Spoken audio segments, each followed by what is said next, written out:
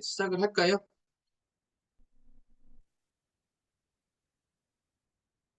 네, 녹화 버튼 누르겠습니다.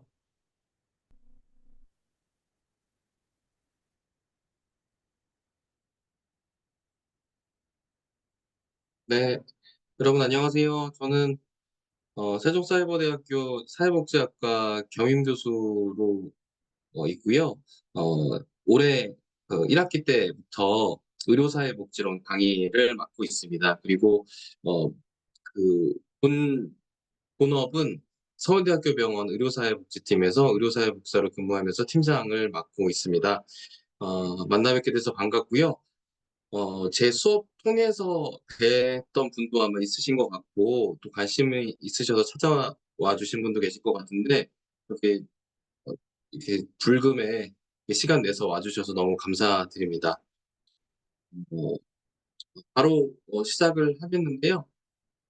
제 소개를 간단하게 좀 드리자면은, 예, 반갑습니다. 저는 연세대학교 사회복지학과 학부를 졸업했고요. 연세대학교 행정대학원 사회복지 전공으로 석사를 마쳤고 성균관대학교에서 박사과정 수료하고 지금 박사학위 받기 위해서 준비하고 있습니다. 그리고 서울대학교 병원에는 2010년부터 지금까지 이제 근무하고 있는 상황입니다. 제가 2008년부터 이제 강남 세브란스 병원에서 현직을 시작했고요. 지금까지 커리어를 해오면서 2016년경부터 호스피스 업무를 좀 담당을 좀 했었습니다.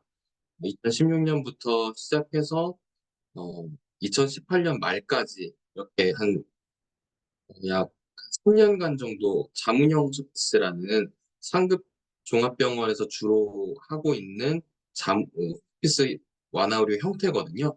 자문형 호스피스 담당을 하면서 그때 호스피스 완화의료 연명의료 결정법이 2016년 2월에 통과가 됐었고요. 그때 그 과정을 좀 겪으면서 어, 이제 사회복지사가 호스피스 완화의료 영역에서 필수 인력으로 이제 지정이 됐고요. 또 연명의료 결정이라는 새로운 이슈가 이제 법적으로 정해지면서 그때 현장에 혼란이 되게 많았었습니다. 그래서 그때 제가 요런 주제로 이곳저곳에서 좀 강의를 좀 했었었고요. 오늘 그때 제가 이때까지 준비해 왔었던 것과 최근에 현장의 이슈와 또 좀 데이터를 좀 몇 가지 업데이트해서 이렇게 좀 준비를 해봤습니다. 그래서 오늘 말씀드릴 주제는 사회복지사가 알아야 할 호스피스 완화 의료 및 연명 의료 결정에 대해서 말씀드리도록 하겠습니다. 어, 이제 목차는요, 그 호스피스 연명 의료 결정법 이게 풀네임은 아니고 법의 풀네임은 상당히 깁니다. 저도 잘 못 외워가지고 뒤에 이제 나올 때 제가 한번 다시 언급해 드리겠고요. 그래서 이제 관련 법에 대해서 말씀을 드릴 거고, 어, 이 법이 관장하는 호스피스 완화 의료에 대한 내용, 그리고 그중에서 일부 내용인 연명의료 결정에 대한 내용, 그리고 이 두 가지 업무와 관련해서 어, 우리는 사회복지사로서 어, 어떤 방향으로 일을 해 나갈 수 있는지, 어떤 기회가 있는지 이런 부분을 제언으로 해서 말씀을 좀 드려보겠습니다. 예. 여기까지 어, 이해가 잘 되실까요? 네, 이렇게 한번 약 1시간 동안 진행하고 예, 마치는 대로 질의응답 받고 그렇게 진행해 보겠습니다. 네, 그리고 뭐 끝날 때쯤 해서 채팅으로 질문 남겨주시고 마이크 켜서 말씀해 주시면 예, 그 부분에 대해서 제가 예, 답변 드리도록 하겠습니다. 제가 호스피스 연명의료 결정법이라고 이렇게 얘기를 드렸는데 오늘 참여하신 분들 세대가 다 다르시겠지만 저는 이제 80년대생이어가지고 제가 어릴 때 아침 일일 드라마라고 해야 되나요? 한지붕 세가족이라는 드라마가 이렇게 항상 했었었습니다. 근데 이 호스피스 연명의료 결정법은요, 이 연명의료 결정법이라는 한 지붕 아래 두 가지 이슈가 이제 녹아져 있습니다. 호스피스 완화 의료에 대한 부분이 있고요. 연명의료 결정에 대한 부분이 있습니다. 호스피스 완화 의료, 뭐 국민의료본부 뭐 이렇게 해가지고요. 전 국민이 나중에 생애 말이 됐을 때 호스피스 완화 의료를 잘 받을 수 있도록 이런 관련된 기관과 인프라가 늘어나야 된다라는 어, 시민 운동이라고 해야 될까요? 예, 뭐 성직자, 의료인, 뭐 여러 가지 그 사람들이 다 모여서 하는 그런 국민 운동이 있었습니다. 그래서 호스피스 완화 의료에 대한 어떤 법제화 이런 노력이 한 줄기로 있었었고요. 그리고 이제 뒤에서 제가 또 한번 말씀드리겠지만 뭐 생애 말을 케어하는 언제 이제 연명의료를 중단할 수 있고 이렇게 하는 결정에 대한 어떤 공백이 있었습니다. 예. 그런 부분을 법적으로 정리를 해야 된다라는 사회적인 이슈가 불거지게 된 어떤 사건이 두 가지가 있었는데요. 그런 부분들이 맞닿으면서 이 두 가지 내용을 담은 이제 한 지붕 두 가족의 호스피스 연명의료 결정법이 이제 통과가 됩니다. 예. 그래서 이제 오늘은 이 이야기를 중심으로 할 텐데요. 그래서 이제 세부 이야기가 두 꼭지가 뒤에 들어가는 겁니다. 호스피스 완화 의료에 대한 이야기, 연명의료 결정에 대한 이야기 이렇게 좀 진행이 될 거고요. 호스피스 완화 의료도 그렇고 연명의료 결정도 그렇고요. 모두 다 첫 시작은 여기서부터 보통 시작을 합니다. 나쁜 소식 전하기라는 이야기에 대해서 혹시 들어보신 적 있으신가요? 혹시 나쁜 소식 전하기라는 거에 대해서 들어보신 적 있으신지 있으신 분 한번 채팅으로 좀 남겨봐 주시겠어요?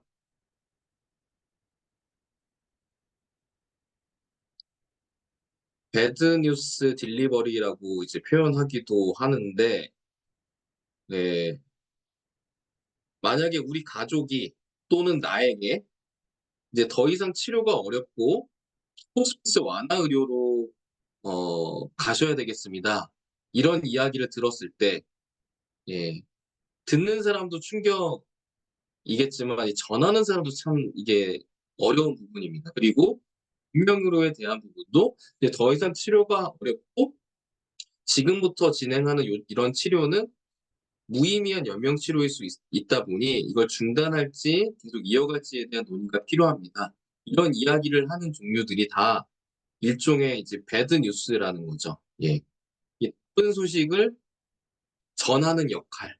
예. 이거를 환자 당사자와 가족들이 잘 이해하고 어떤 치료적인 결정을 잘 할 수 있도록 이런 나쁜 소식 전하기를 전문적으로 잘 해낼 수 있는 게 이 호스피스 완화료와 연명의료 결정 분야에 있어서의 전문가의 역할인 거죠. 그래서 호스피스 완화의료와 연명의료 결정에 대한 부분은 나쁜 소식 전하기로 시작을 해서 이 가족들이 잘 수용하고 이걸 대처하게 하도록 잘 케어하는 것으로 마무리되는 이런 과정이라고 보시면 되겠습니다. 이야기만 들어도 참 어렵고 쉽지 않겠죠. 예.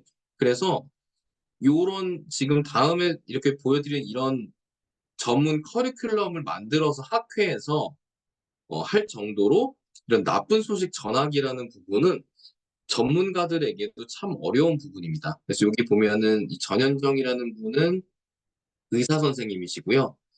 이 성모병원의 김명욱 님이시라는 분은 간호사님이시고요. 여기 정대희는 전대 이제 사회복지사인 거죠.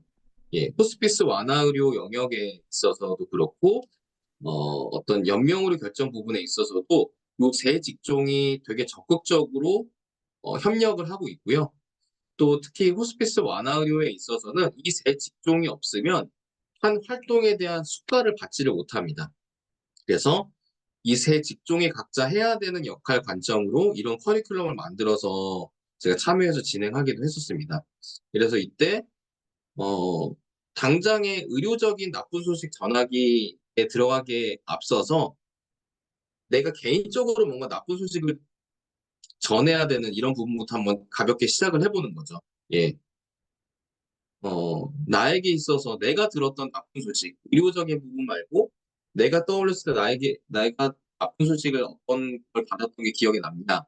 그때 어떤 배려가 좀 있었으면은 조금 더 그 나쁜 소식을 받아들이는 게 좀 쉬웠을까요? 이런 부분을 아이스 브레이킹으로 이렇게 먼저 시작을 했었습니다. 그래서 내 삶 속에서 나쁜 소식을 한번 떠올려 보고 뭐 그랬는데 뭔가 죽음과 관련된 생명이 왔다 갔다 하는 이런 부분에 대한 이야기가 아니었음에도 불구하고 그런 이슈에도 배려와 지지가 있으면 더 잘 받아들일 수 있다라고 생각을 보통은 하실 텐데, 그런데 이런 생명이 오가는 이런 이슈에 있어서는 조금 더 나쁜 소식 전하기가 좀 더 우리 당사자들을 잘 배려할 수 있는 방향으로 가면은 좋을 거다. 그렇기 때문에 우리가 이 부분에 대해서 고민하고 잘할 수 있도록 할 수 있는 방향을 알고 닦는 게 필요하다.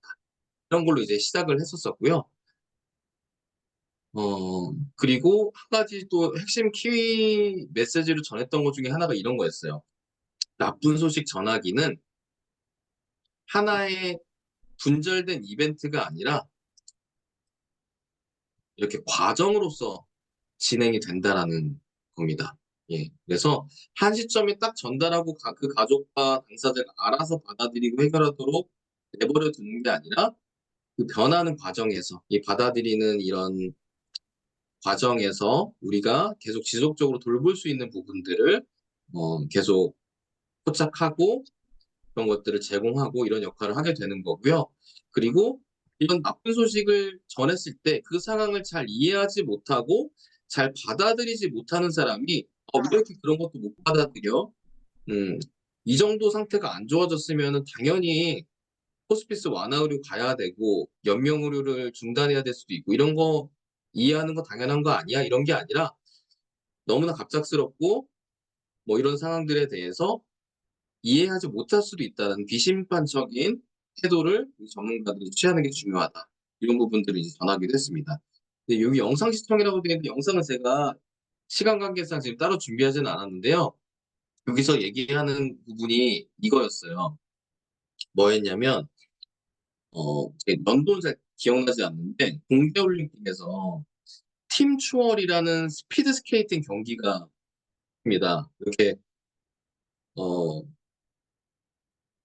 3명이 주자가 이렇게 가면서 힘이 빠지면은 뒤로 이동해서 다른 사람이 힘내서 좀 리딩하고 이런 게 있었는데 그 해에 남자 팀이 메달을 땄었고요. 여자 팀은 팀워크가 완전 무너져 가지고 그때 엄청 지탄을 받았었던 해가 있었습니다. 되게 같은 우리나라 대표팀인데 남자 팀이 되게 다른 부분을 보여줬던 것도 있었는데 그 영상을 좀 이렇게 제가 보여드리면서 이 나쁜 소식 전하기에 있어서도 의사, 간호사, 사회복지사의 팀워크가 되게 중요할 수 있다. 역할 분배와 어, 어떤 부분까지는 누가 정하고 어떤 부분에 대해서 누가 하고 이런 것들이 필요할 수 있다. 이런 이야기도 좀 했었던 기억이 납니다. 그래서 지금부터 말씀드릴 이 호스피스 완화 의료 연명의료 결정과 관련된 부분은 이런 나쁜 소식 전하기와 관련된 이슈와 관련이 되어 있고 어, 이거는 사실 본인이 맞닥뜨리지 않으면 어, 100%그 입장을 다 이해할 수는 없는 부분이죠. 예, 그렇습니다. 그래서 이제 어, 본격적으로 이제 좀 말씀 나눠볼 텐데 아까 제가 풀네임이 좀 길다고 말씀드렸잖아요. 관련 법이. 풀네임이 이렇게 돼 있습니다. 호스피스 완화 의료 및 임종 과정에 있는 환자의 연명의료 결정에 관한 법률. 이게 풀네임입니다. 그래서 이걸 줄여가지고요. 언론이나 이런 데에서는 연명의료 결정법이라고 부릅니다. 그래서 이 호스피스 완화 의료가 제일 먼저 시작을 하지만 이게 이 과거로 연명의료 결정법이라고 불리다 보니까 이 두 가지가 다 같이 담겨 있다고 말씀드렸잖아요. 근데 호스피스 완화 의료 쪽의 영역에 있는 분들이 되게 불쾌감들을 많이 표현을 하셨어요.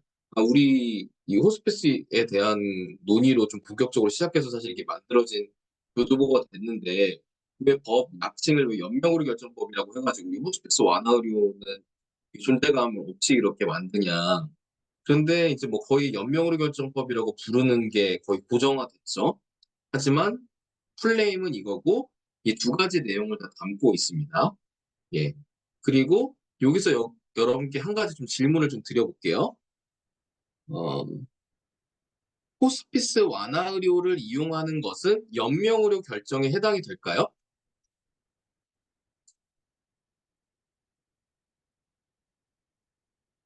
잘 안 들리시나요?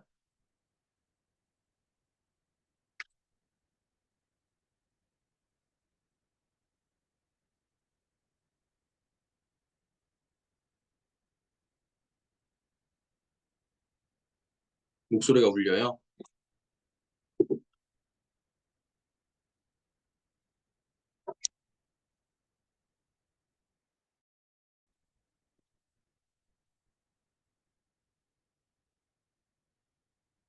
혹시 지금은 괜찮으신가요?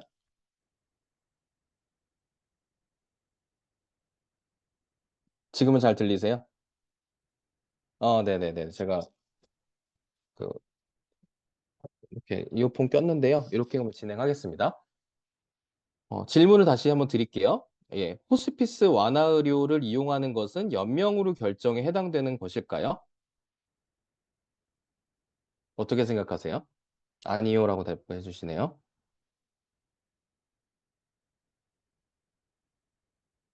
네. 정답은 맞습니다. 근데 아니요가 아니라 아닌 것 같은데 왜냐하면 호스피스 완화 의료는 적극적인 이제 치료를 항암이나 방사선의 이런 치료를 멈추고 통증 조절이나 환자 증상 조절에 이제 관리를 하는 거잖아요.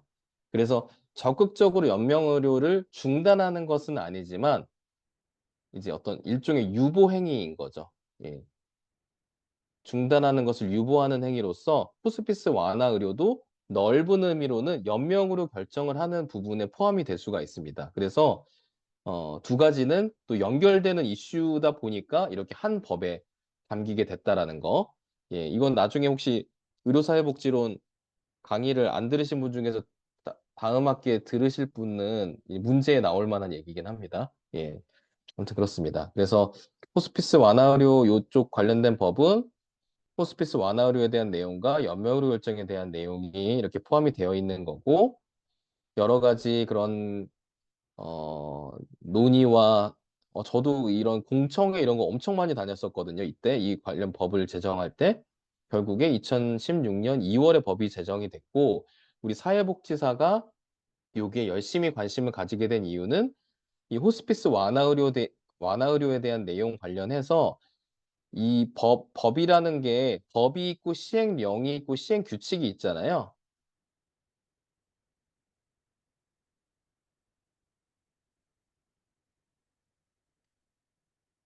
어, 그 시행 규칙 에 보면은 이 인력에 대한 부분이 들어가 있는데요.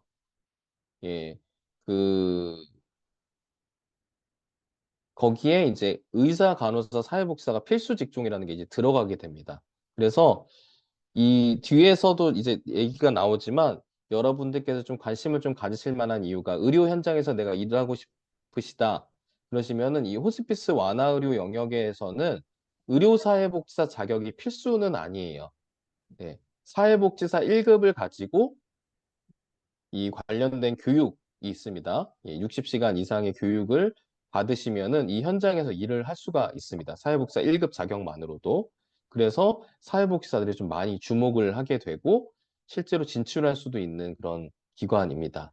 뒤에서 또 말씀을 드리겠지만 점점 더 호스피스 완화 의료 기관들이 늘어나고 있어요. 예, 그래서 이 점이 여러분들께서 좀 관심을 내가 의료 현장에서 일하는 사회복지사가 되고 싶으시다면 꼭 의료사회복지사 자격을 안 갖추더라도 진출을 실제로 해볼 수도 있는 영역이기 때문에 뭐 좀 관심을 좀 가지시면 좋을 것 같고요. 그럼 이 호스피스 완화 의료의 대상을 누구로 하는 것인가? 통상 호스피스 완화 의료라고 하면은 어떤 질환을 대상으로 하는지 혹시 아시나요? 혹시 아시는 분은 네, 맞습니다. 조지선님께서 암 환자라고 해주셨는데 호스피스 완화의료 하면 거의 다 암 환자를 떠올리죠. 예. 실제로 우리나라에서도 호스피스 완화의료 세팅이요. 암 환자 관련된 인프라로 거의 조성이 되어 있어요. 그런데 이 법이 통과가 되면서 암뿐만 아니라 에이즈, COPD라고 해서 만성폐쇄성 폐질환, 만성간경화까지 이렇게 해서 네 질환이 포함이 됐고요. 기타 뭐 보건복지부에서 정하는 질환 뭐 이렇게 해가지고 약간 열어놨습니다. 이러면서 이 나머지에 대한 경험이 거의 현장에 없다 보니까 이것도 좀 혼란이 좀 있었었고요. 그 당시에. 네. 그리고 이 연명의료 결정 관련돼서 용어가 말기와 임종기라는 용어가 들어가게 되는데, 어, 영어로 표현을 하면 end of life care라는 말기도 그렇고 임종기도 그렇고 영어로 표현하면 end of life care인데 우리나라 말로 말기, 임종기 이렇게 구분을 하면은 약간 뉘앙스 차이가 나잖아요. 말기도 말기에 임종기가 약간 포함이 될 수 있겠는데 넓은 의미로 임종기는 정말 더 죽음에 임박한 그런 상황으로 좀 느껴지시긴 하시죠. 그런데 이걸 어떻게 구분할 것인가에 대한 현장에 되게 논의가 많았어요. 갑론을박이. 그리고 어, 이 호스피스 완화의료 영역이 이게 뭐라고 해야 되나? 약간 자선적인 목적으로, 예, 관련 수가도 없이 자선적인 목적으로 이렇게 진행이 되다가 이렇게 딱 법으로 만들어져 버리다 보니까 이런 인력 기준 때문에 오히려 업무가 과중이 될 수도 있겠고 또 연명으로 결정에 대한 부분에 대해서 이게 잘못 결정할 때 의사를 처벌하는 조항이 이제 들어가게 된 거예요. 그러면서 이제 현장에서 이제 또 난리가 났었었죠. 그런데 결국 요거는 법이 만들어진 지 얼마 안 돼서 개정을 통해서 완화가 되긴 했습니다. 그래서 이 법이 되게 취지는 좋은데 특히 취지가 무의미한 연명으로 때문에 고통받고 있는 환자의 고통을 완화하고 또 환자의 자기결정권을 존중해서 인간으로서 존엄과 가치를 보호한 상태에서 임종을 맞이할 수 있도록 하는 너무나 취지는 좋은데 이런 게 만들어지는 과정에서 되게 진통이 좀 있었고요. 지금은 벌써 이 법이 2016년에 만들어졌으니까 벌써 8년이 지났잖아요. 그래서 조금 안정이 좀 되기는 했는데, 어, 2017년경부터 이제 호스피스에 대한 부분이 먼저 시행이 됐고요. 연명으로 결정에 대한 부분은 정리할 게 좀 많다 보니까 2018년부터 이렇게 순차적으로 시행이 되긴 했거든요. 그래서 뭐 거의 2020년 초까지도 되게 좀 혼란이 있었었고 2020년부터는 이제 코로나로 넘어가면서 이제 또 다른 이슈가 좀 덮긴 했지만 아무튼 꽤나 오랜 기간 동안 현장에서 좀 어려움이 있었던 관련 법입니다. 네. 그래서 이제 이 호스피스부터 좀 보면요. 우리나라의 호스피스 역사가 이게 짧은 건 아닙니다. 우리가 아직도 여전히 호스피스 완화료에 대해서 부정적인 인식이 많이 강하긴 하지만 어, 요런 시도들이 되게 오래됐습니다. 예. 어, 제가 알기로 1960년대 때부터 카톨릭 수녀회에서 갈바리 수녀회라는 곳인가에서 이 호주 쪽 수녀회를 통해 가지고 이게 호스피스라는 게 우리나라에 처음으로 이제 들어왔고요. 강원도 지역 쪽에. 그리고 여러 가지 그런 과정들을 거쳐서 이제 96년에 들어와서는 암정복 10개년 계획이 이제 만들어지고 어 지금도 이제 호스피스 완화 의료 관련된 정책들을 구심점이 되고 있는 게 한국 호스피스 완화 의료 학회거든요. 98년도에 학회가 만들어졌고 일산에 있는 암센터가 2000년도에 만들어지고 2001년부터 이 완화 의료를 위한 그런 표준 교육들이 만들어지고 이게 되면서 이렇게 제도를 밟아왔고요. 이게 가속도가 붙기 시작했던 거는 2015년부터 입원형, 예, 병동을 운영하고 있는 호스피스 완화 의료 관련된 수가가 이제 만들어졌고요. 이때 이제 또 가정형 시범 사업이 2016년에 만들어지고 제가 참여했던 자문형 호스피스는 2017년, 18년 이때 이제 만들어졌거든요. 이렇게 시행이 됐고 이런 걸 거쳐서 지금 현재 호스피스 완화 의료가 진행이 되고 있다 이렇게 생각하시면 되실 것 같아요. 근데 이게 호스피스 완화 의료에 대해서 뭐 오늘 처음 들어보시는 분도 계실 텐데 이게 우리나라가 되게 이 죽음과 관련된 부분이 되게 드라마틱하게 많이 바뀌었거든요. 현대 사회로 오면서 옛날을 봤을 때 어, 저희 장모님만 하더라도 저희 아내의 할머니, 할아버지죠. 예. 그가 돌아가셨을 때 집에서 장례를 치르셨다고 그러시더라고요. 이렇게 가정에서 치르는 장례, 지역사회와 함께 치르는 장례가 오히려 보편적인 시대였었고 예전에는. 그리고 집에서 죽는 게 아니면 객사라고 이야기할 정도로 집에서 죽음을 맞이하는 게 되게 중요하던 시절들이 있었다고 합니다. 그쵸? 그리고 요즘에는 다 거의 화장 하잖아요. 예, 근데 매장이었었고 기본이. 그리고 3년상에다가 제사까지 지내는 이런 문화가 있었죠. 그런데 요즘 보시면 이제 지역사회의 일은커녕 예, 각 가정의 일이죠. 예, 장례는. 그리고 집에서 돌아가시는 거를 더 이상하게 보는 시대죠, 요즘은. 그렇죠? 병원에서 맞는 죽음이 더 일상적이 된 죽음이고요. 또 이제 그런 시신을 처리하는 방식도 매장에서 이제 화장이 아주 일반적인 일이 됐고, 뭐 3년상 요즘 치르시는 분이 계실까 모르겠습니다. 3일장 하죠. 이렇게 죽음에 대한 대처가 이렇게 쭉 바뀌게 됐고요. 이 과정에서 이제 호스피스에 대한 부분도 점점 우리의 삶 속에 조금씩 더 스며들어가고 있는 상황이라고 보시면 되겠습니다. 그래서 보시면요. 죽음의 장소에 대한 생각이 80년대 전후까지만 해도 이게 제가 어떤 학회 가서 들었던 내용이거든요. 병원에서 돌아가시는 게 10% 미만이었고 댁에서 돌아가시는 게 80% 이상이었대요. 근데 이제 완전 정반대가 됐죠. 그리고 매장에 대한 방식을 절대적으로 선호했는데 이제 뭐 화장률 거의 뭐 90% 이상 갈 거고요. 호스피스에 대한 이용에 대한 인식 자체가 아예 없었던 반면에 이제는 이용률이 점점 올라가고 있는 상황입니다. 그래서 이때 법이 통과되고 한참 이런 관련된 주제를 다룰 때 그런 기사도 소개를 해 주셨던 게 기억이 나요. 우리나라가 매장을 너무 선호를 해서 이대로 가면 전국 강토가 다 무덤으로 다 덮일 거다. 그렇게 경계를 나타낸 기사가 있었다고 하더라고요. 그런데 이렇게 짧은 시간 안에 이렇게 화장으로 쫙 바뀌었죠. 예. 예, 요런 변화들이 있고 이런 변화 속에서 호스피스 완화 의료가 우리 삶 속에 계속 들어오고 있다. 이렇게 이해해 주시면 되시겠고. 그래서 제가 이게 2018년도인가 세브란스 병원에서 세브란스 사회사업팀 60주년이었나? 예. 그런 행사에 초대받아서 이쪽 관련된 꼭지로 발표를 하나 했었거든요. 그때 이 법이 통과가 되고 나서 어, 우리 사회복지 인력에 대한 부분 변화가 어떻게 있었는지 이런 걸 제가 이게 좀 조사를 좀 했었어요. 예, 그래서 요거 관련돼서 좀 말씀을 좀 드려보겠습니다.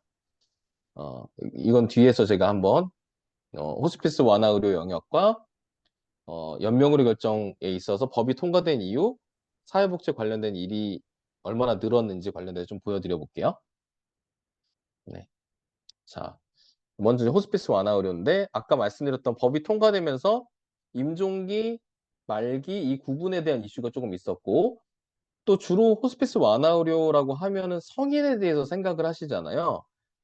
그런데 이제 어린이도 이제 그런 호스피스 완화 의료 케어가 필요한 상황이 있을 수 있는 거예요. 예. 그런데 성인의 호스피스 완화 의료와 소아의 호스피스 완화 의료는 같은 사람이지만 좀 차이가 좀 있습니다. 그래서 이 소아에 대한 세팅이 거의 없었다 보니까 너무 성인 일변도로 돼 있다 보니 소외된 소아는 어떻게 할 것인가. 그리고 아까도 제가 잠깐 질문드렸지만 호스피스 완화 의료 하면 대표적으로 케어하는 질환이 암인데 암이 아닌 이 비암이라는 용어도 되게 생소하시죠? 근데 이제 암이 아닌 질환을 이제 비암이라고 통칭해서 이 비암에 대한 호스피스 완화 의료는 어떻게 할 것인가? 이런 이슈들이 막 이렇게 일어났었다라는 부분을 이제 보여주는 슬라이드고요. 그래서 그리고 이 호스피스 완화 의료 관련된 법에서 나오는 용어들에 대해서 이렇게 정리되어 있는 건데 국립연명의료기관이라는 홈페이지가 있습니다. 이 기관에. 거기에 보시면 이 연명의료 중단에 대한 내용들이 이렇게 쭉 이렇게 있는 거예요. 예. 이 법이 통과되면서 호스피스와 관련된 부분은 중앙 호스피스 기관이라는 거를 법으로 설립하게 해서 호스피스에 대한 거를 관장할 수 있게 이제 기관을 하나 세우게 됐고요. 연명의료 결정에 대한 부분은 국립연명의료기관이라는 기관을 세워서 관리하도록 이렇게 해놓은 내용이 법에 들어 있습니다. 그래서 비슷한 듯 다르기 때문에 이런 용어 정의들이 쭉 이렇게 되어 있습니다. 특히 이제 연명의료와 관련돼서는 이 삶을 지속시키게 하는 어떤 완치적인 목표로 하는 치료가 아니라 정말 사람이 숨이 붙어 있게 하는 그거를 계속 이어갈 수 있게 하는 게 이제 연명의료라고 보시면 되세요. 그래서 심폐소생술, 심정 마사지하는 심폐소생술, 투석하는 거, 뭐 항암제 투여, 수혈, 뭐 영양 공급 등등 여러 가지가 들어갑니다. 이거에 대해서 적극적인 중단을 결정할 것인가, 아니면 뭔가 더 이상의 연명 치료를 더 하는 부분을 결정하는 거를 밀어놓거나, 유보라는 게 이제 밀어놓는 거죠. 그리고 아예 이런 거를 처음 해야 되는 이슈가 있을 때 아예 적용하지 않는 것을 결정하는 게 유보라고 보시면 되세요. 그래서 연명의료 결정에 대한 부분은 중단 등에 대한 내용이라고 해서 이 중단과 등이 이제 유보라고 생각하시면 되겠습니다. 이런 내용이 이제 들어있다. 예, 좀 더 자세하게 보고 싶으시면은 요 홈페이지에 한번 들어가셔서 보시면 되시겠습니다. 자, 호스피스에 대한 정의는요. 호스피스 점 완화의료라고 돼 있잖아요. 호스피스랑 완화의료가 완전 일치되는 정의일까요? 아니니까 가운데 점을 찍어놨겠죠? 그래서 호스피스는요, 돌봄에 대한 내용이라고 보시면 되시겠어요. 그래서 예전에는 이제 순례자나 여행객 또는 이제 의사마저 포기한 이런 사람들을 케어하는 이런 곳이 이제 호스피스인 거였고, 약간 종교적인 부분에서 기원을 할 수가 있습니다. 이런 게 이제 시슬리 썬더스라는 영국 호스피스, 현대 호스피스 운동의 창시자가 이 의료적인 개념을 이제 추가로 들어오면서 호스피스 점하고 완화의료가 된 거죠. 예. 그래서 완화의료, 그러니까 아무리 잘 돌보려고 하더라도 의료적으로 통증을 관리하고 증상을 잘 조절해 주지 못하면은 돌보는 게 의미가 없어지잖아요. 아무리 잘 돌봐주더라도 내가 몸이 불편하고 계속 아프면은 잘 돌봐주는 게 무용지물이 될 수가 있잖아요. 그래서 이 호스피스에 대한 내용과 완화의료에 대한 내용이 같이 함께 어울려졌을 때 진정한 이제 호스피스 완화의료 정신이 이제 실천이 되는 거죠. 그래서 두 가지가 완전히 이퀄이 아니라 가운데 점으로 서로 보완적으로 역할을 하고 있다. 이렇게 생각하시면 되세요. 그런데 소아 완화 의료의 정의는 또 약간 달라요. 예. 뭐가 제일 다르냐면요. 대상을 달리합니다. 소아 완화 의료는 성인 완화 의료와 달리 생명을 위협하는, 예. 아이들의 생명을 위협하는 모든 질환을 다 포함해요. 예. 그게 큰 차이이고요. 우리나라에서는 소아에 대해서 호스피스라는 이야기를 이야기했을 때 부모님들이 반응하는 것들, 거부감 이런 거를 완화하기 위해서 공식 명칭이 소아청소년 완화의료라고 하고 있습니다. 예, 예. 그래서 이 지향점이 좀 다르다. 예. 그리고 대상이 좀 다르다. 이렇게 좀 보시면 되세요. 그래서 저희 서울대학교 병원에 이제 도토리하우스라고 새로 만들어진 그런 기관이 있는데 거기가 이제 소아 완화 의료를 좀 하는, 예, 돌봐주고 이런 기관이고 또 꿈틀꽃이라는 기관이 있는데, 예, 그런 곳이 이제 소아 완화 의료를 실천하는 기관이다라고 보시면 되시겠어요. 그래서 이제 어떤 질환의 경과 차원에서 이렇게 좀 표를 보자면 뭔가가 진단이 됐을 때 치료를 이렇게 받다가 근치적, 완치가 되는 거에 가까운 치료에 대한 옵션이 점점 줄어들 때 이제 완화 의료에 대한 이슈들을 고민하게 되는 거죠. 예.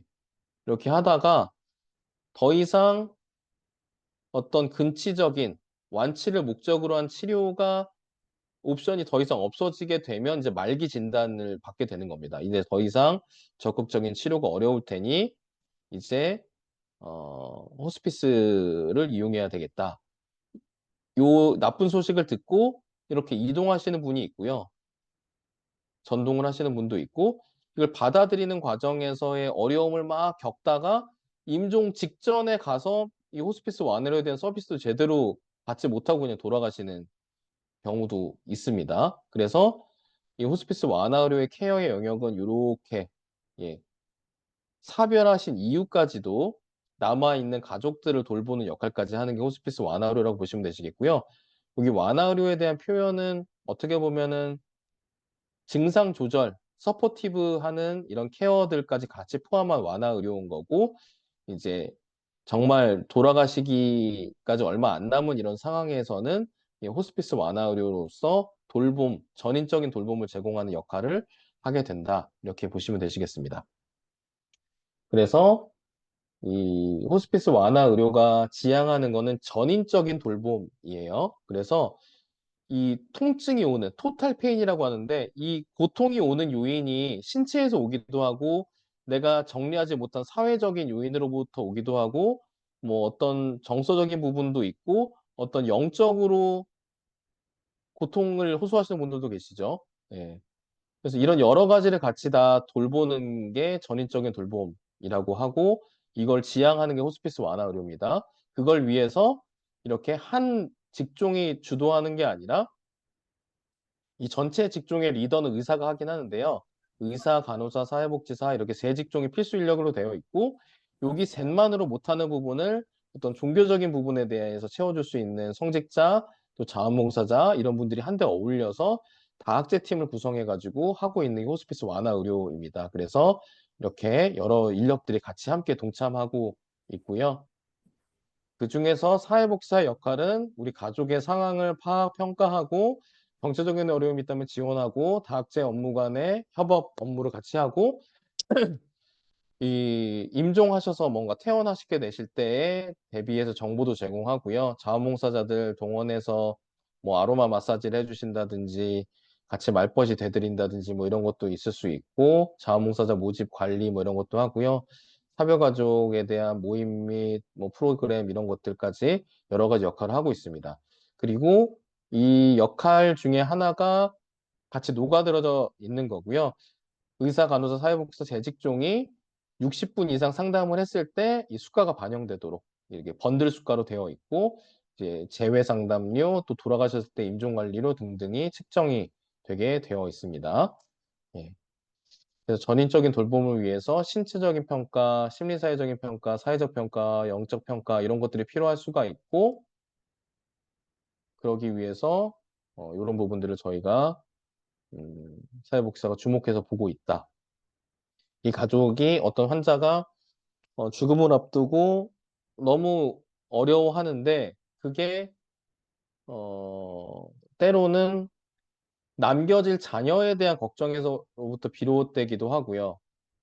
어, 특히 이제 고3 자녀를 두신 부모님이셨는데 내가 얘가 수능 보기 전까지는 어떻게든 살아 있어야지 얘가 시험 보는데 영향이 없지 않을까 해서 정말 시험 볼 때까지 막 힘드신 몸을 이끌고 끝까지 버티시는 그런 분을 제가 실제로 보기도 했었었고, 때로는 뭐 이혼을 하셨는데 내가 죽고 나서 맡아줄 수 있는 아이들, 자녀가 두 분이가 계셨던 것 같은데 맡아줄 분들이 마땅치가 않아서 이 아이들의 향후에 대한 부분에 대한 게 정리가 잘 안 돼서 이 삶에 대한 미련을 놓지 못하시는 분도 계셨고, 뭐 이게 뭐 과거에 대한 상실도 적혀 있는데 뭐 여러 가지 이슈들이 있겠죠. 그 부분에 대해서 저희가 모든 건 사실 다 해결해 드릴 수는 없겠지만 이 환자가 세상 떠나시기 전에 그 걱정하는 부분에 대해서 뭔가 조치가 되고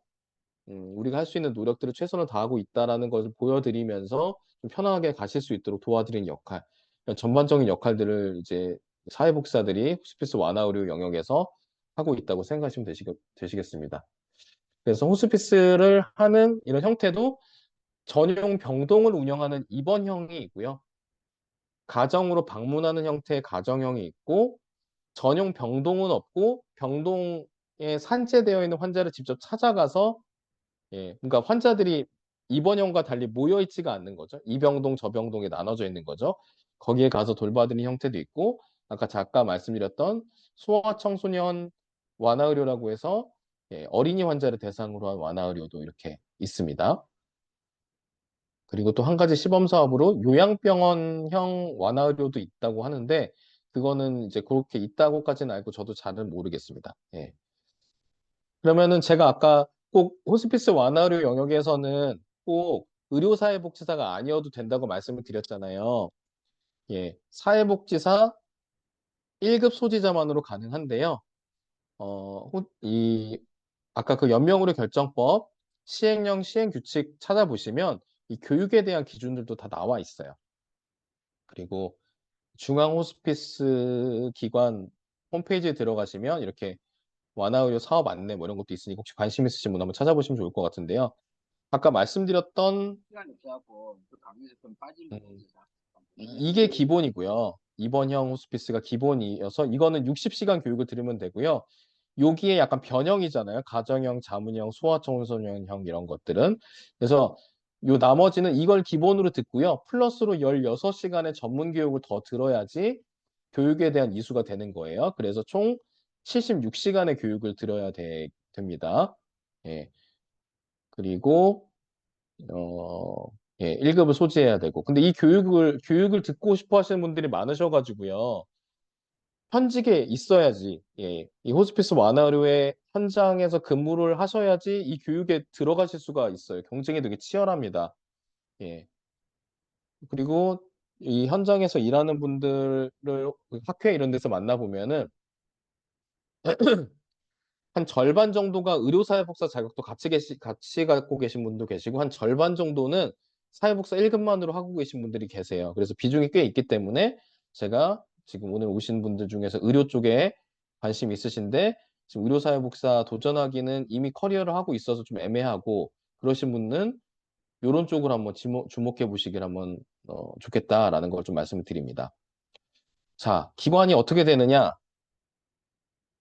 2008년도에 19개였는데요. 지금 2024년에 거의 100개 가까이로 됐고요. 2016년에 연명의료 결정법이 통과가 됐잖아요. 이때 이후에 엄청나게 이제 뭐 아주 엄청난 건 아니지만 좀 가속도가 좀 붙기 시작했습니다. 예. 그래서 이렇게 늘어나고 있는 추세에 있다 보니까 기회가 분명히 있으실 수 있다라고 보여지고요. 제가 2018년경에 이 관련된 발표를 뭐 했었다고 그랬잖아요. 그럴 때 제가 이렇게 한번 관련 홈페이지에 들어가서 직접 일일이 이제 셌던 건데요. 기관이 이렇게 늘어났잖아요. 9개, 11개, 4개, 3개 이렇게 늘어났잖아요. 이게 관련된 제도가 됐을 때 기관들이 늘어나더라고요. 그리고 이 기관들이 늘어났을 때 채용에 대한 공고가요. 점점점 늘어나더라고요. 예. 그래서 일할 기회는 이쪽에서 많이 생길 수 있다라는 부분을 좀 말씀드리고요. 관심 있으신 분들은 대한의료 사회복사 협회 홈페이지에 들어가시면 이런 의료 현장 관련된 사회복지 인력에 대한 채용은요. 여기 대부분 다 올라가요. 예. 거의 이 사람인이나 인크루트나 이런 거라고 보시면 되세요. 대한의료 사회복사 협회가. 물론 다른 정보들도 있지만 채용에 대한 부분, 뭐 수련 모집, 실습 모집 이런 거에 대한 정보를 여기 다 올립니다. 대부분의 기관들이. 여기 올라가면 다 대부분 다 쏠려서 보기 때문에. 그래서 오늘 교육 들으시고 관심 있으신 분 한번 들어가셔서 호스피스 관련돼서 채용되는 게 있나 이런 것도 자세히 보시고 거기 보면 뭐 요강들이 있잖아요. 어떤 거 준비하셔야 되는지도 좀 참고해 보실 수 있으시니까 한번 보시면 좋을 것 같아요. 그래서 입원형이 가장 많고요. 그다음 자문형, 가정형, 자문형 이런 순으로 이제 있고 이건 이제 옛날 자료여서 이때보다는 훨씬 더 다 늘어난 상황입니다. 근데 그때 제가 좀 놀랐던 게 2018년 기준에 호스피스 영역에 종사하는 사회복지사 수가 160명밖에 안 되는 거예요, 전국에. 예, 이것만으로 이렇게 너무 부족할 것 같은데 지금은 아마 더 늘어났을 겁니다. 예, 점점 더 늘어날 것 같고요. 그래서 여기 한번 주목해 보시는 게 좋을 것 같다라는 차원에서 말씀을 드립니다. 다음에 이제 연명의료 결정에 대한 부분이 있습니다. 제가 연명의료 결정에 대해서 이걸 논의해 해야 된다고 촉발된 사건이 있었다고 말씀드렸잖아요. 두 가지가 있어요, 크게. 보라매 병원 사건이라고 있고 김할머니 사건이라는 게 있는데 김할머니 사건은 기억하시는 분도 계실 겁니다. 보라매 병원 사건은 뭐냐면 보라매 병원에 어떤 환자분이 이제 입원을 하셨는데 비용이 많이 들고 하니까 아내분이 퇴원시켜달라고 계속 종용을 한 거예요. 근데 의사들이 판단했을 때 이 사람 퇴원시키면 돌아가실 것 같은데 이런 판단을 했던 거죠.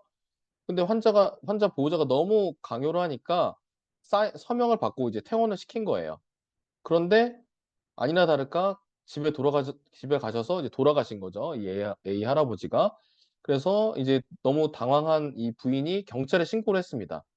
그러면서 왜 이렇게 집에서 이렇게 됐냐 이걸 확인하는 과정에서 입원했었는데 퇴원을 했다. 이러면서 이제 이분들이 다 법정에 쓰게 된 거예요. 살인과 관련돼서.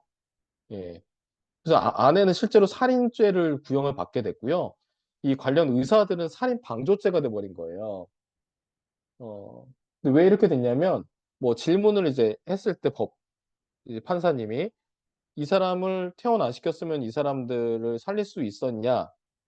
뭐 이런 거에 있어서 예라고 뭐 대답을 하셨겠죠. 그러다 보니까 이제 살인 방조죄가 되셨는데 이걸로 이제 의료계가 되게 충격을 받은 거죠. 이렇게 뭔가 인공호흡기를 걸고 이렇게 뭔가 처치를 했던 거를 이렇게 임의로 중단을 했을 때 이렇게 법적인 걸로 걸릴 수가 있구나. 그래서 이거의 교훈으로 연명의료와 관련된 부분을 뭔가 시행을 했을 때 이거를 중단을 안 시키는 거죠. 쉽게 중단을 시킬 수가 없고 중단하지 않은 경험들이 쭉 쌓이다가 김할머니 사건이 터지는 겁니다. 이 시대가 많이 변했죠. 1997년에서 이제 2008년이에요. 김할머니라는 분이 이제 세브란스 병원에서 이제 중환자실에 계셨는데 이 자녀분들이 어머님이 워낙 평소에 무의미한 연명 치료를 받지 않기를 원하셨던 거를 워낙 얘기를 하셨다 보니까 자녀들이 병원에 무의미한 연명 치료를 중단해달라고 계속 요청을 했는데 이 보라매 병원 사건의 교훈이 있기 때문에 병원에서 함부로 중단을 못 시키죠. 그러다 보니까 이 이슈를 이제 법정으로 가져간 겁니다. 자녀분들이. 그래서 여기서 연명 의료를 중단하라는 판정을 받아서 이제 중단을 하게 됐어요. 그런데 여기서 또 이슈가 하나가 발생을 해요. 중단을 했는데 할머니가 안 돌아가신 거예요. 무려 거의 200일을 사셨어요. 사시다 돌아가셨어요. 이러니까 자녀분들이 그렇게 중단하면 안 된다고 했는데 중단했더니 돌아가시지 않는데 니네 대체 어떻게 판단한 거냐라고 해서 또 다시 소송을 걸었는데 의료의 불확실성이라는 게 워낙 있다 보니까 이 부분에 대해서는 어떤 과실을 인정받지는 않았습니다. 이 두 사건이 생기면서 연명의료에 대해서 제도화를 해야 된다라는 이슈가 막 생기면서 또 호스피스도 제도화해야 된다는 이 이슈랑 버무러져서 이 관련 법이 탄생을 하게 됐다. 이렇게 배경을 좀 아시면 되세요. 그러면서 이 연명의료 중단에 대해서 어떻게 해야 되느냐 현장에 딱 벌어졌을 때 이제 다 너무 이제 혼란이 된 거죠. 케이오스가 된 거죠. 그러면서 이런 임상윤리 지원에 대한 강구들을 각 병원들에서 이제 하게 됐고요. 실제 법에서도 이제 그 윤리위원회, 의료기관 윤리위원회를 만들어서 이런 관련된 이슈는 논의해라라고 하게 되는 제도적인 방침도 만들어지게 됩니다. 그래서 이 관련된 이슈는 주로 연명의료를 시행하지 않거나 중단하는 결정과 관련된 이슈인데 이게 정말 무의미한 연명치료인지 아닌지 이런 거에 대해서 초창기에 의료진들도 헷갈리다 보니까 의료기관 윤리위원회 상정에서 이런 경우에 이거를 중단해도 되나요? 라는 질문들을 많이 하셨는데 이제는 많이 학습이 돼서 단순한 케이스들은 잘 올라오진 않는 것 같긴 하더라고요. 이런 게 이제 연명의료 결정 제도고 이거를 뒷받침하는 제도들이 있습니다. 이걸 항상 죽음 임박해서 이런 이슈가 있을 때 논의를 하는 게 아니라 이런 게 되어 있으면 논의를 할 필요도 없는 거예요. 사전연명 의료 의향서라고 해서 내가 이미 건강할 때 어떤 드라마를 보든 내 삶에 있어서든 내 주변 가족을 봐서든 나는 이런 상황일 때 더 이상 어떤 치료를 하고 싶지 않아. 이런 생각을 남겨놓는 게 사전연명 의료 의향서고요. 내가 실제로 어떤 병이 생겨서 연명의료 중단에 대한 이슈가 생길 수도 있을 때 구체적으로 결정하는 게 연명의료 계획서입니다. 내용은 같은데 시기적으로 건강할 때 작성하느냐, 실제 건강적인 이슈가 있을 때 작성하느냐 차이가 있고요. 사전연명의료 의향서는 관련된 기관에 내가 쓰고 설명해주는 상담사가 있으면 돼요. 근데 연명의료 계획서는 의사가 같이 서명이 들어가야 됩니다. 의사와 같이 논의해서 쓰는 거예요. 그런데 내가 이미 사전 연명 의료요양서도 썼고요. 그다음에 실제 이제 관련된 질환이 생겨서 이거를 연명의료 계획서로 전환하는 과정까지 다 순수 자기 의사결정을 통해서 할 수 있으면 괜찮은데 어 환자가 이런 걸 작성하다 아무것도 안 하셨는데 의식이 없어요.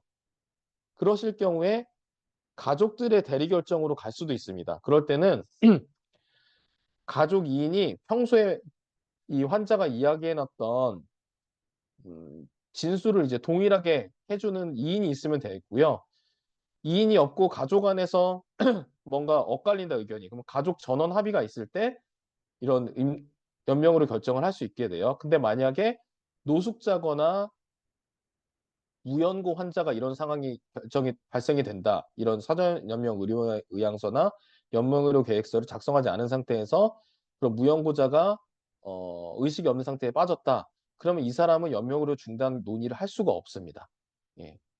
예, 그런 이슈가 있어요.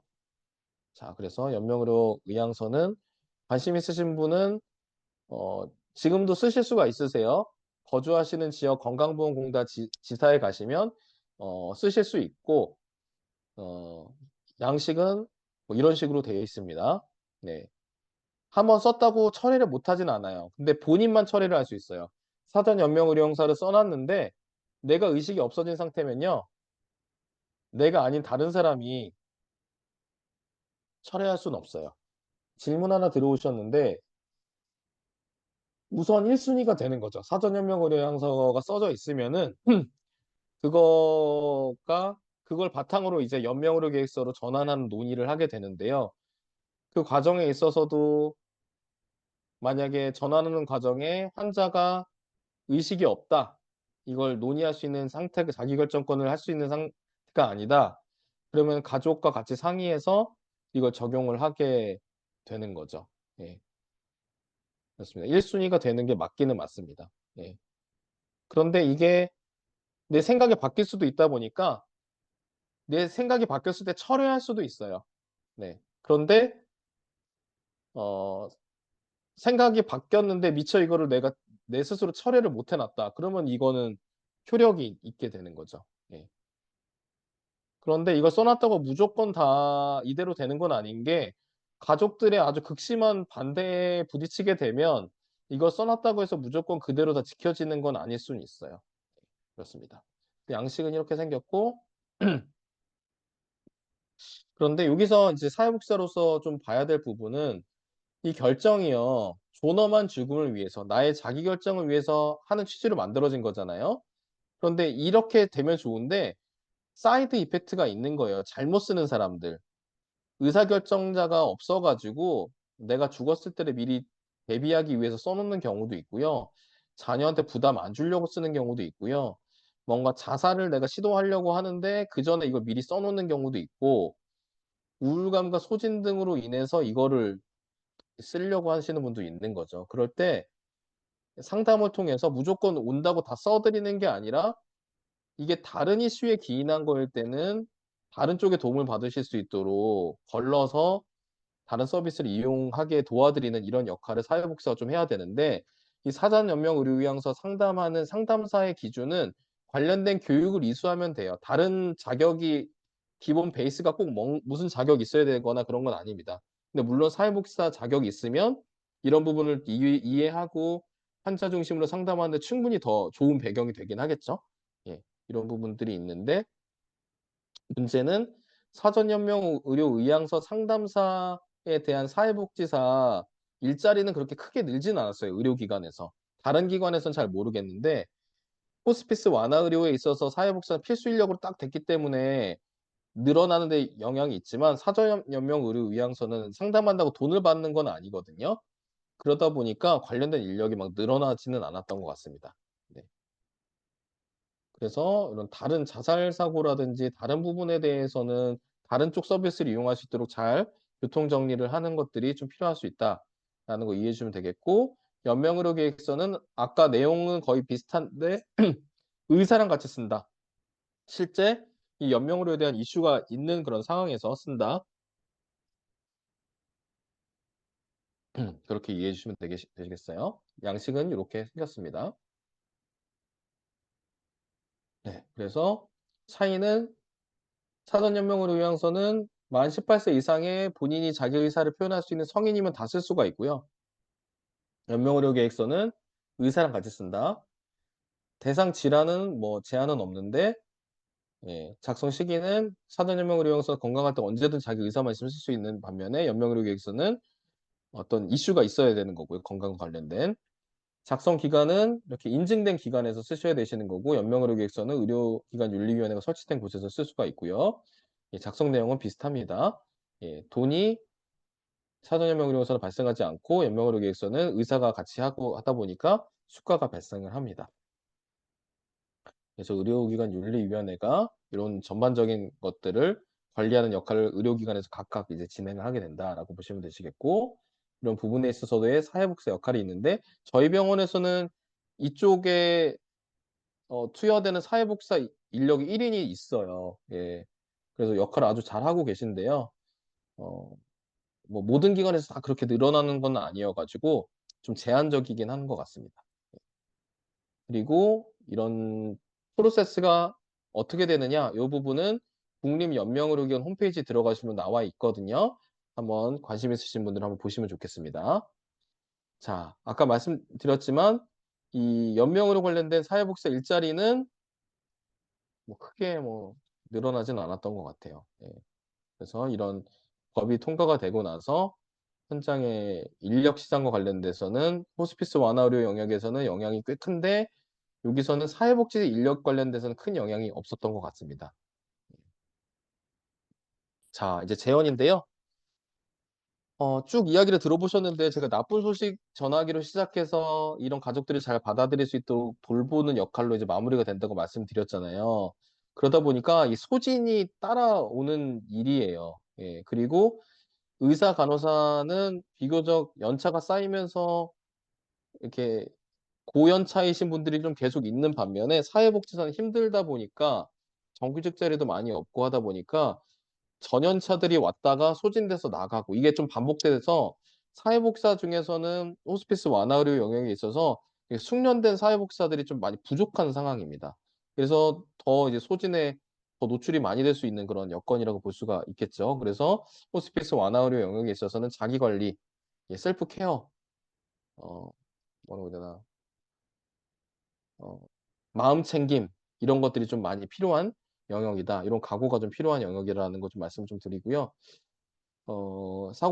사고의 전환이 필요한 시점 이거는 뭔 얘기냐면 저희 의료사회복지사들은 아무래도 이 의료 영역 전체에 있어서 되게 소수 집단이다 보니까 이 현상을 바라보는 부분들을 어떻게 하면 우리를 더 잘 지킬 수 있을 것인가 막 이런 거에 초점을 좀 맞추게 되거든요. 그런데 그렇게 하다 보면은 마치 옛날에 이제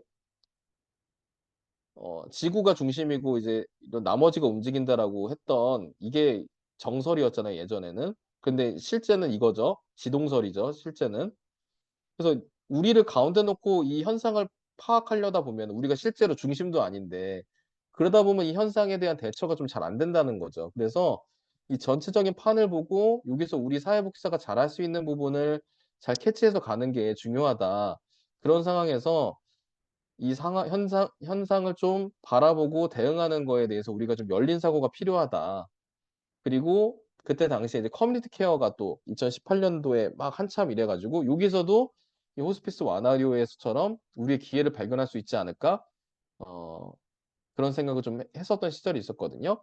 그래서 요거 이제 마지막 제언으로 좀 말씀을 드리고 그리고 제가 이 영역을 좀 경험을 좀 해봤고 지금은 하고 있지는 않지만 동료들 통해서 이제 듣는 이 관련된 업무들을 듣다 보면요.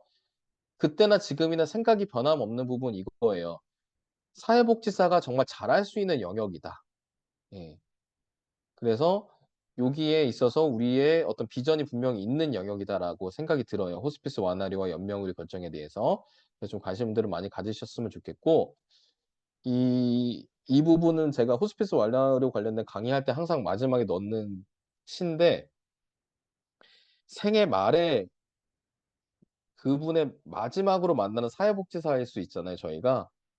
그런데 이 나쁜 소식을 전하면서 만나다 보니까 우리를 계속 거부하고 이런 과정에서 우리가 더 충분히 서비스를 더 좋은 걸 드리고 생애말을 잘 마무리할 수 있도록 도와드려야 되는데 그걸 거부하시면서 우리가 받는 상처도 좀 있거든요. 그래서 그런 부분에 대해서 상처를 좀 덜 받고 마음을 단단히 했으면 좋겠다는 의미로 이 시를 제가 이제 소개를 해드려요.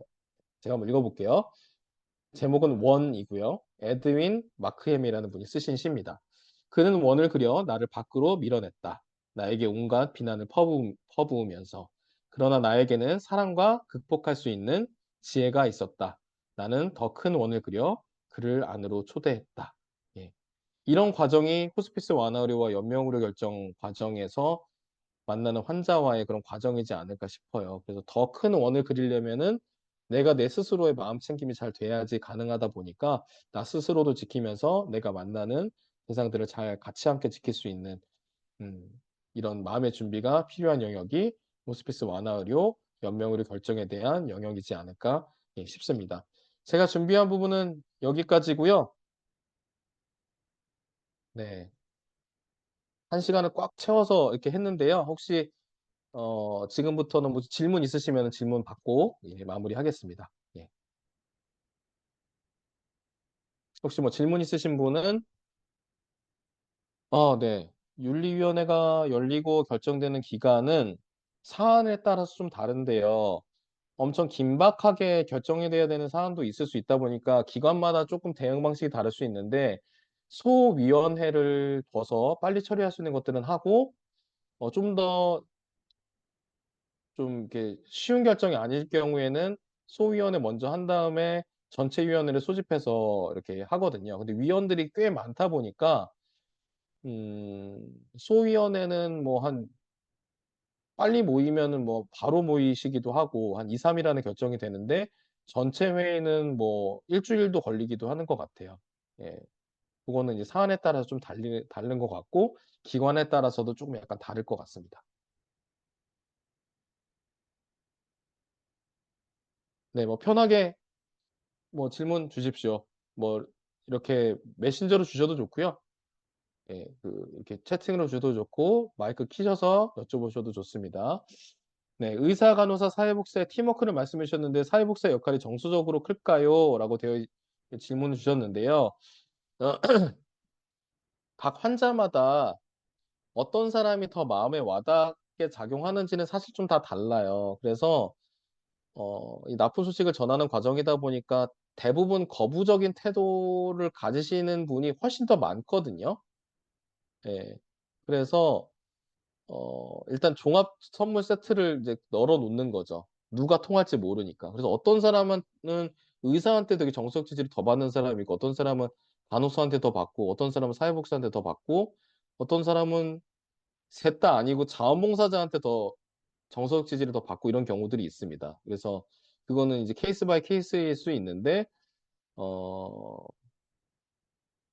이번형에 있어서는 사회복지사 역할이 꽤 클 것 같은데요. 자문형 호스피스에 있어서는 사회복지사가 만날 수 있는 시간적인 확보가 아주 크지는 좀 않을 수가 있어 가지고 좀 케이스 바이 케이스일 것 같습니다. 근데 이제 그 정서적인 지지를 더 해 드리기 위해서 좀 더 신경을 쓰는 지경은 좀 맞긴 맞습니다. 예. 그리고 연명으로 결정제도 공유해 주셨네요. 감사합니다.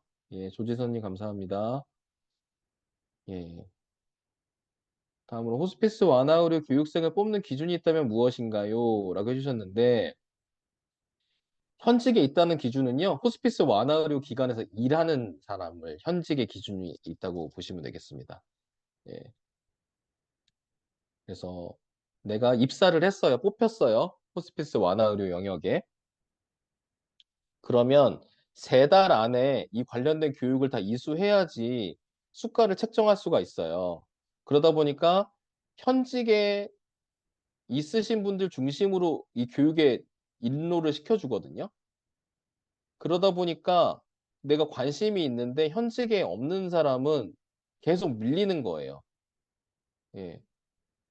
좀 더 교육생을 많이 뽑아주면 그런 문제가 생기지 않겠는데, 예, 그렇고요. 호스피스 자원봉사자회 이런 것도 있거든요. 호스피스 완화의료 학회에 들어가 보시면. 그래서 자원봉사자들을 위한 교육도 있어요. 그래서 자원봉사자로 등록해서 내가 호스피스 자원봉사로 등록해서 있다. 그래도 자원봉사자들도 그런 관련 교육을 좀 듣긴 들어야 되거든요. 그쪽으로 먼저 진입을 했다가 나중에 현업으로 가시는 방법도 있을 수가 있겠죠. 그리고 이제 호스피스 완화 의료 영역에 있어서 자원봉사는 되게 민감하기 때문에 그냥 받아들여 주지는 않으시고 관련된 교육을 다 이수하시고 준비가 되신 분들 뭐 이렇게 받아들여 주셨다고 하더라도 인턴처럼 계속 먼저 선배로 자원봉사 하시는 분을 계속 이렇게 도제식으로 따라다니면서 익숙하게 하면서 이제 유지하게 그렇게 하는 걸로 알고 있어요. 그래서 호스피스 영역은 자원봉사 하는 것도 쉽지는 않죠. 들어가는 게.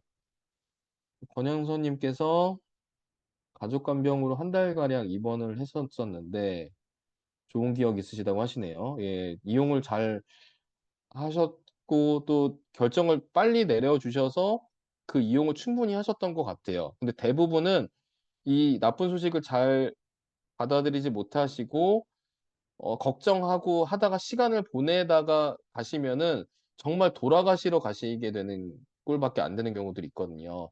우리 권영선님 가족은 정말 잘 하셨네요. 네. 그리고 돌아가신 이후에 이제 사별가족 케어도 잘 받으셨나 봅니다. 예, 예. 그 본인 경험을 공유해 주셔서 감사드립니다.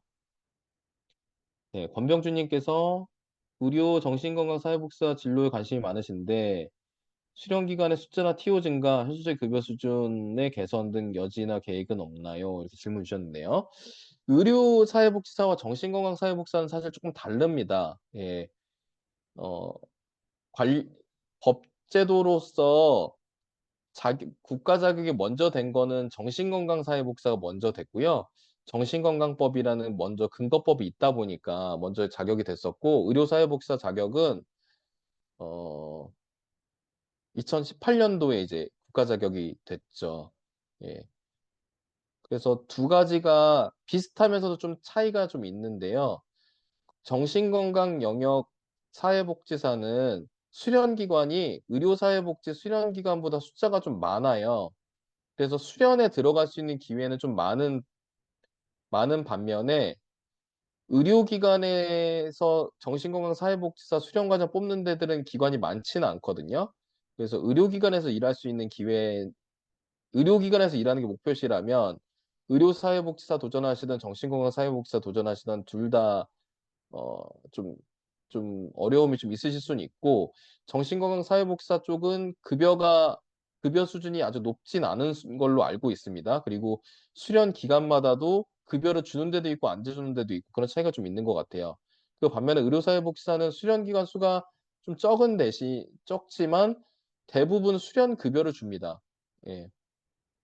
그런데 지금 현재 의료 수련기관은 제 정신건강 수련기관은 100몇 개 정도 되는 걸로 대충은 알고 있는데 제 정신건강사회복지사 아니다 보니까 그 부분에 아주 디테일하게 잘 몰라요. 의료사회복지사 같은 경우에는 수련기관이 실제로 등록기간은 40몇 개로 알고 있는데 실제 수련시키는 데는 한 20몇 개 정도로 알고 있거든요. 그중에서 전국에서 매년 뽑는 게 한 50명 정도가 채 안 돼요. 그러니까 전국에서 매년 50명 TO 안에 들어갈 수 있도록 경쟁을 해야 되다 보니까 경쟁이 엄청 치열합니다. 예.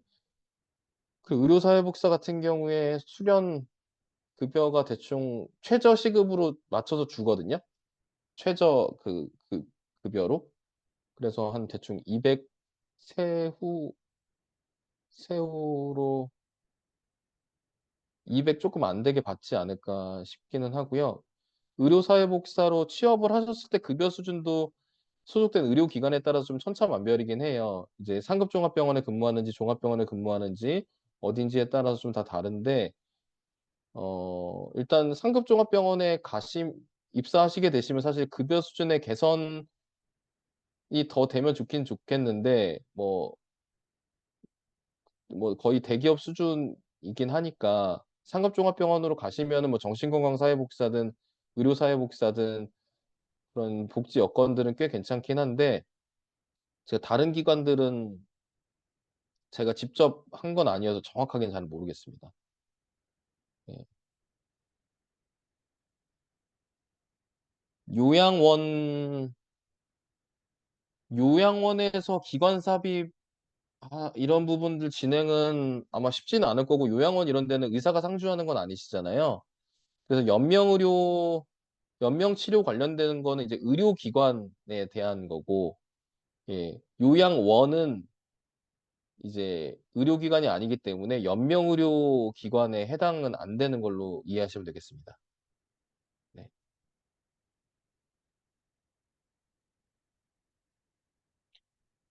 완화의료에 있어서 완화의 의미는 증상을 조절하고 통증을 완화시키고 예. 이런 의미의 완화 의료라고 생각하시면 되겠습니다. 예. 정서적, 사회적, 영적인 부분은 어떻게 보면은 호스피스 돌봄의 영역이라고 보시면 되시겠고요. 완화 의료는 거의 신체적인 부분, 그러니까 의료와 관련된 부분이라고 생각하시면 되겠어요. 그래서 신체적인 부분으로 이해하시는 게 더 맞을 것 같습니다. 네. 더 질문 있으신 분들은 예, 적어주시면 제가 답변 더 드리겠습니다. 혹시 조교님 저희 몇 시까지 하면 되나요? 저희 9시까지인데 네네. 지금 마무리 되시면은 네, 마무리 하시면 될 것 같습니다. 네. 네. 혹시 뭐 질문 더 있으시면은 몇 개 더 받고 마무리하겠습니다.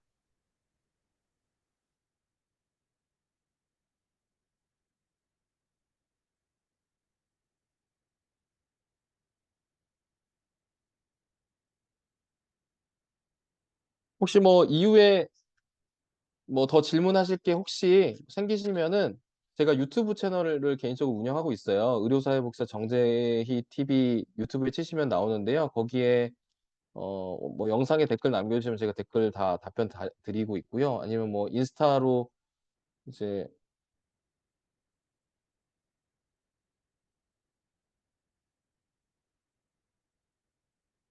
예 인스타로 요렇게 검색하시면은 저한테 DM 보내주셔도 제가 뭐 답변 드릴 테니까요.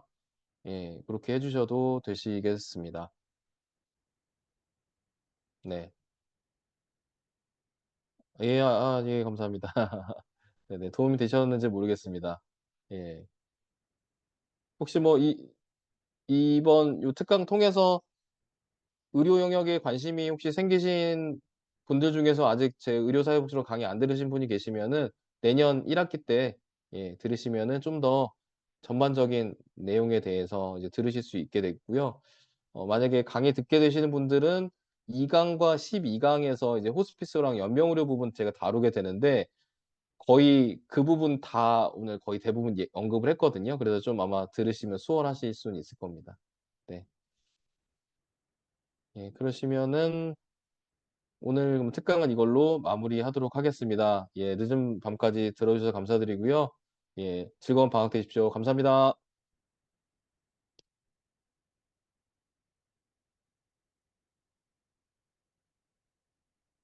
네 감사합니다.